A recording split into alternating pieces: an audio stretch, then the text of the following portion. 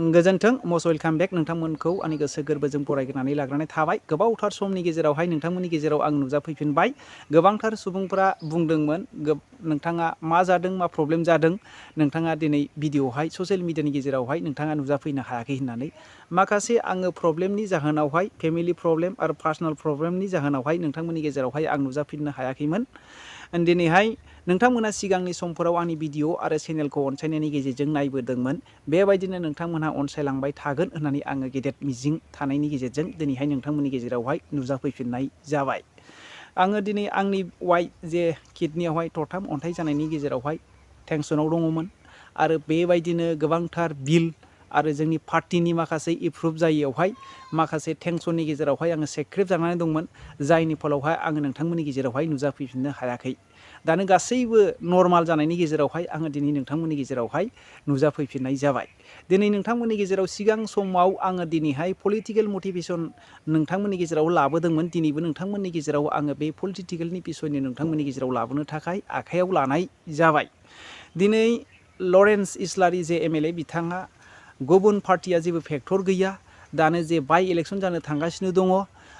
गासैबो पार्टिफ्रा जेनखागोनखौ आसा खालामनानै गिदिर गिदिर मिटिं लानो हायाखै। जेरै कंग्रेस बेबायदिनो BPF हिसाबै बिथांमोनहा जेबो लानो हायाखै होननानै दिनैहाय लरेन्स इस्लारि बिथाङा ससियेल मिडियानि गेजेरजों बुंदों। बिथाङा मा बुंदों नोंथांमोनहा बे ससियेल मिडियानि गेजेरजों नोंथांमोनहा भिडिअ क्लिपखौ नायलांनो हागोन। थारैनो हाग्रामा महिलारिनि जे पार्टिया दुरबल जामारबाय नामा नोंथांमोनहा कमेन्ट खालामहर आरो बेबायदिनो नोंथांमोनहा भिडिअखौ अनसायलांगोन होननानै आं गेदेर मिजिं खालामो। आरो बेबायदिनो नोंथांमोनहा जेन' गुबुन जेबो खुनु राजनितिक हान्जाखौ मोजां मोना लाफैनो जुदि दङब्ला जोंनि आम आदमि पार्टियाव नोंथांमोनहा दलै नगरै जयनिं जाफैदो। मानो होनोब्ला जोंना भिजन दं, मोनसे सिमां दं, जोंनि गासै समाजखौ आरो जोंनि बे इयुन जेनेरेसनफोरखौ मोजां मोनसे गोग्गो थासारियाव लाबोनो थाखाय। मानो होनोब्ला जोंनि आम आदमि पार्टियाल' बेबायदिखौ मावनो हायो।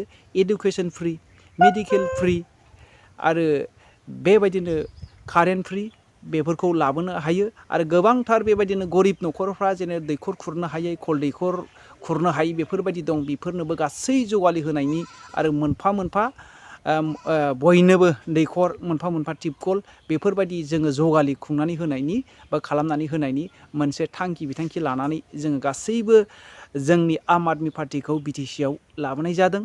आरो गासैबो रायजो राजाफोरखौ जोङो अनसायगोन गेदेरथार मिजिं दङ।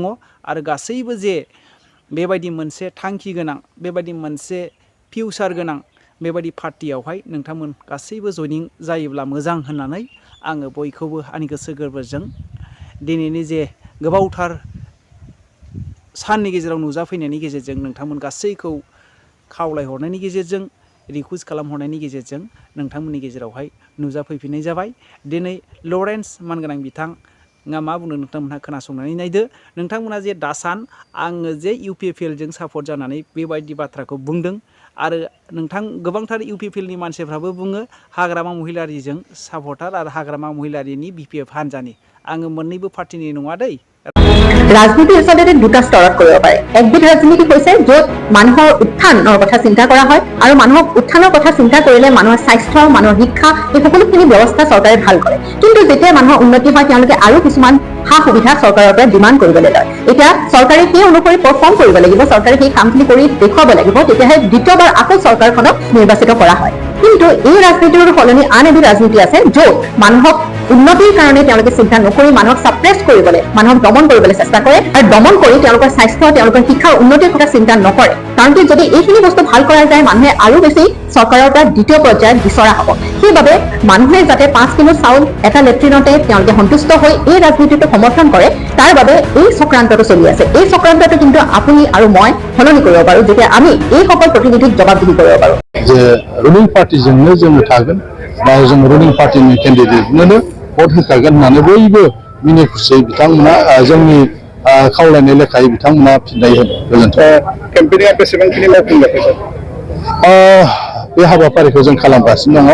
ओरैनो जा गामि गामि जे बे मेला जोब्बाय। एबार न'खर न'खर हाबनाय जे हाबाफारि गंफ्रोमबो न'खराव थांगोन, बयखौबो खावलायगोन जाहाथे बिथांमोना UPPL नि बिजाथि निर्मल कुमार ब्रह्मनो भट होयो बावहाय हारि धोरोम बासिया जासे जोङो खुनु पार्टी जों सायख'आ जासे जों गुबुन पार्टीनि न'खरावबो थांनानै बिथांमोनखौ जों खावलायगोन। नोंथांमोना नुबाय खौरांगिरि जानानै जे दासान्दि हयथ' नोंथांमोनाबो बेबायदि मोनसेबो मेल लोगो मोनफेराखै बा नोंथांमोनखौ हयथ' दासिमबो लेंहरनाय जायाखै। जों नुनायावथ' बिथांमोना मेल खालामाखै, ओरैनो गावसिनि पार्टीनि सोरनिबा न'खराव एफा एनै रायलायनायखौ जों खोनादों, खिन्थु रायजो राजाफोरखौ लानानै सावरायलायनाय मेल एबा बिजाथिनो भट होनांगौ होननानै मेल लानायखौ जों दासिमबो जों नुनो मोनाखै। मानोना बिसोरो दिनै गोबां दुरबल जानानै दङ। बिथांमोनाबो मिथिखागौ जे बे बाइ इलेक्सन एबा उफ्रा बिसायख'थियाव रुलिं पार्टियासो देरहाखायो होननानै बिथांमोनाबो मिथिगौ। ओंखायनो जोबोद बिथांमोना गोसो दुरबल जानानै बिथांमोना दं। नंगौ बिजाथि हिसाबै बिथांमोनाबो होदों, पार्टी जानायखाय गेलेखागोन, पार्टीफ्रा इलेक्सन गेलेयो, नाथाय बिथांमोना गावसोरनो इसिङारि बिथांमोना सावरायलायबाय थादों रुलिं पार्टियाव जों हाया एबा रुलिं पार्टियानो देरहाखागोन, गोसो बायनानै दङ बिथांमोना। ओंखायनो दिनै बेबायदि मेल मिटिंबो बिथांमोना खालामनो हाया।